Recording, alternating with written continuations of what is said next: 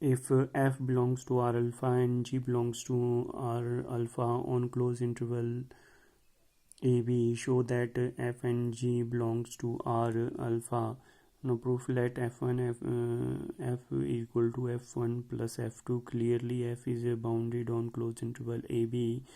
Let P is a partition of A equal to x0, x1, so on, xn equal to B, close interval B, any partition of AB. Let mi dash, capital Mi dash, mi double dash, capital Mi double dash, and mi and capital Mi are the bounds of f1, f2 and f respectively on close interval xi minus 1 and xi, I varying from 1 to n. Then mi dash plus mi double dash is less than equal to mi is less than equal to capital Mi is less than equal to capital Mi dash plus capital Mi double dash, multiplying by delta alpha and adding all these inequalities for I 1, 2, so on, and we get lower bound of partition Pf1 alpha plus lower bound of partition Pf2 alpha is less than equal to lower bound of partition Pf alpha is less than equal to upper bound of partition Pf alpha is less than equal to upper bound of u Pf alpha plus upper bound of u f2 alpha is equation 1.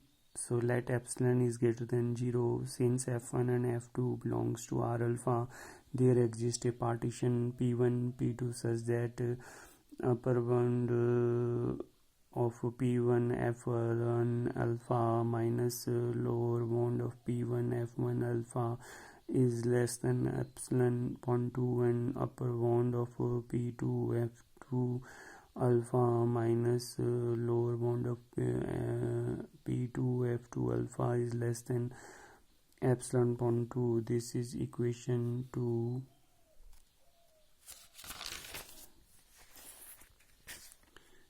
Let P is equal to union of P1 P2, the common refinement of P1 and P2. Thus for the partition P we get from 1 and 2 upper bound of partition Pf alpha minus lower bound of partition Pf alpha is less than equal to of upper bound of u f1 alpha plus upper bound of u partition Pf2 alpha minus lower bound of P partition Pf1 alpha minus lower bound of partition Pf2 alpha is less than equal to of epsilon upon 2 plus epsilon upon 2 is equal to epsilon upon 2. So upper bound of partition F alpha lower bound of partition F alpha is less than epsilon, which shows that f belongs to R alpha over closed interval AB. We now prove the second part. Since the upper integral is the infimum of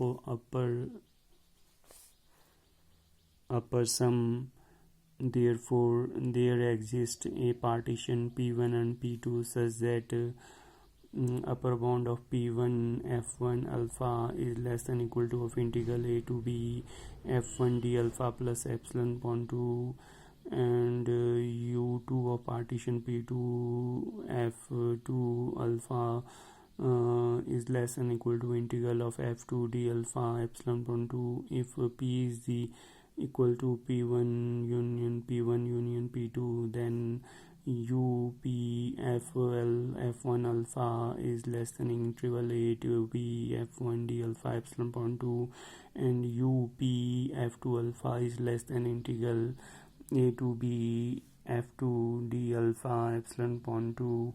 This is equation 3. Therefore, integral a to b f of d alpha is less than equal to of u f u p f1